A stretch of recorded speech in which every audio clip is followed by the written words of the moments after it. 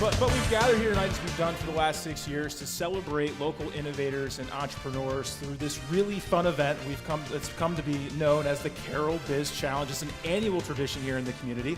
And we've had over 150 entrepreneurs enter this competition in its history. And this year, as you saw in the video, we had 22 entrepreneurs, which was narrowed down to the 5 who you'll hear from tonight. These 5 finalists are going to share with us their hopes and their dreams. And at the end, we're going to have some winners and, we're going to have some losers. And so this event, we have no idea how this is going to turn out. So every year it's exciting. It's packed with emotion. With that, John, you want to welcome our first finalist? I do. I'm ready. We're ready for pitch number 1. Our first finalist is Stephanie Krug, who will be pitching Arcadeology, an interactive museum that specializes in preserving arcade and pinball machines while educating the public on the industry's long history. My name is Stephanie Krug. I'd like to introduce Arcadeology. In 2015, I graduated from McDaniel College with a degree in history, and I didn't quite know what I wanted to do with it. So right after graduation, I dove into restoring arcade and pinball machines, and I discovered a passion for it. And something else I discovered was kind of a history about our modern culture that I never really knew about. And that's where Arcadeology came from. So, Michael, you're the first lead. Why don't you take the first crack? Yeah, let me ask you this. When I hear about this idea, the idea of competitions, the idea of parties, that all makes sense to me. The idea of it as a serious academic subject and a museum rather than just a place to hang out strikes me as odd. Tell me more about why you think there'd be value, why you could imagine someone actually, doing a semester there, studying on how these things are relevant today. Well, it won't be like a typical classroom experience. It'll be a hands-on, small group focused. I'm interested in your marketing strategy.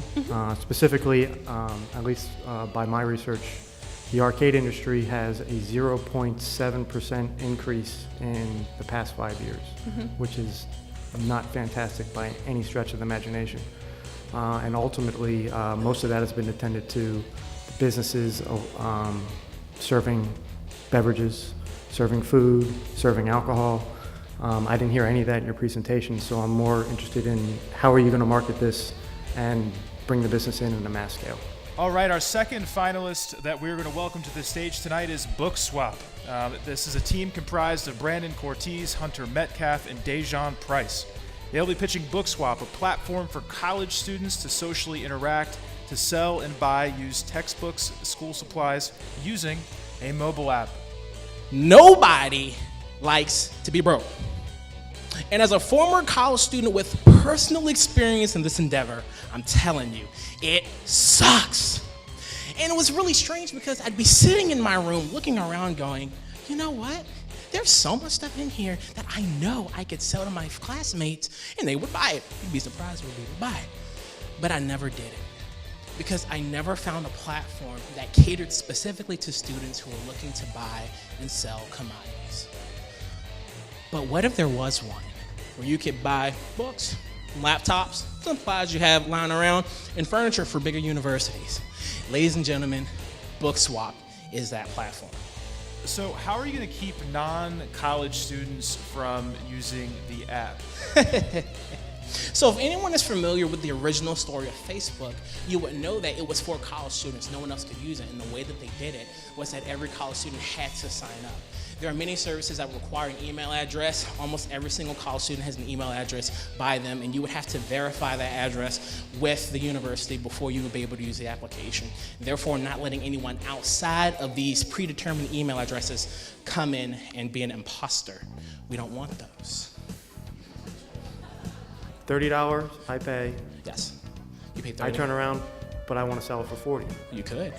That's what it could. It's a marketplace. It's a marketplace. Now, that's not going to guarantee that someone's going to buy it at all. That's something the market will determine whether or not that would happen. But could you put it on there for $40? If you buy it for $30, you could. You want to make a profit at the time, so you'd want to, but it's not a guarantee that it would sell. Joseph Deutsch, who will be pitching Torch Timber, is a company. Owns a company that produces handcrafted wooden flags using flame-distressed wood to create unique pieces of art. That's what they gave me to say. I can tell you from doing a little bit of research that words don't convey what he produces. So I'm going to be quiet and let Joseph do show and tell. I started Torch Timber in the fall of 2016 to help my customers express their personal stories and their patriotism through our custom-made art that they can proudly display in their home. This is going to sound strange, but you can think of Torch Timber as a publishing company. Like you said, we use wood.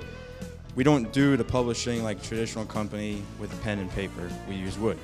We produce handcrafted flags using flame-distressed wood to provide our customers with an exceptional product, allowing them to share what the flag means to them with others.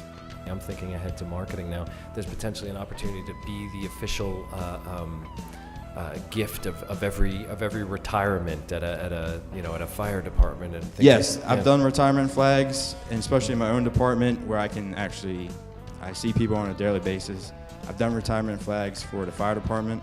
They put their years of service, all the stations. So the department commissioned you rather than the individual? No, it was the individual. Oh, okay. It was just the individual, and same with military. I've done retirement military flags also.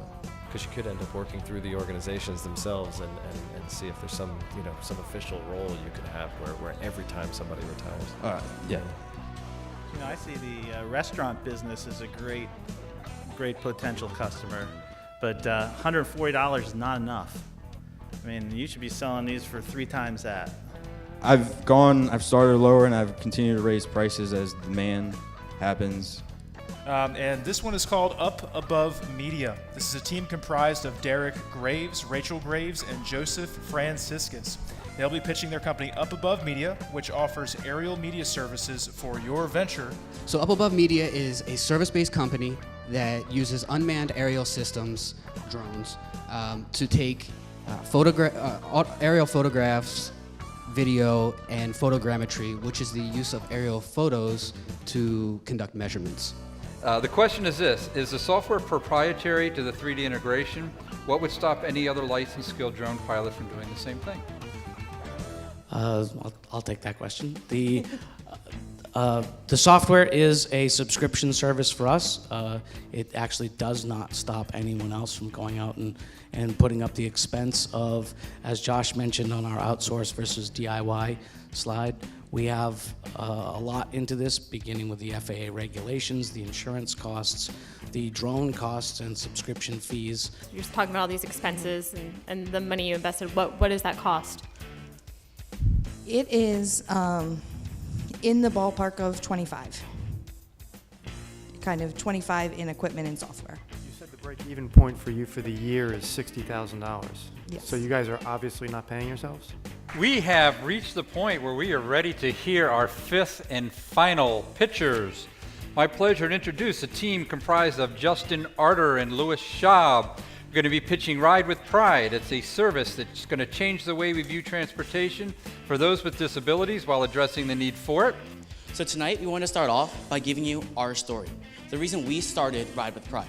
Ride with Pride will be a handicap transportation service that will cater to people like Student X. Student X's true identity is being withheld for privacy purposes. So, for me, it would seem that dependability and affordability would be tough points of difference. I would expect you to find competition that could deliver those things. So I got excited about this idea of riding with pride, taking away some of the stigma, adding some interesting cars.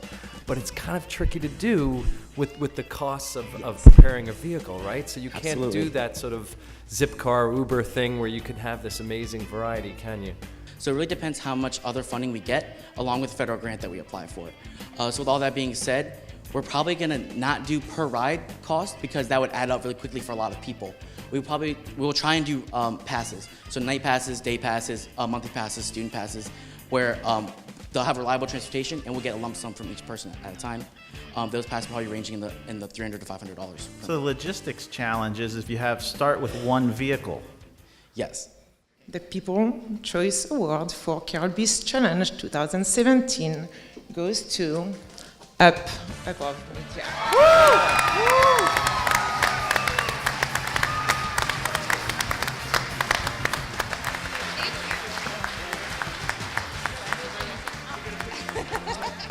You're going to open the envelope and you're going to announce the grand prize winner. So without further ado, I will pass my tiara to the 2017 grand prize winner of the Carroll Biz Challenge, to BookSwap.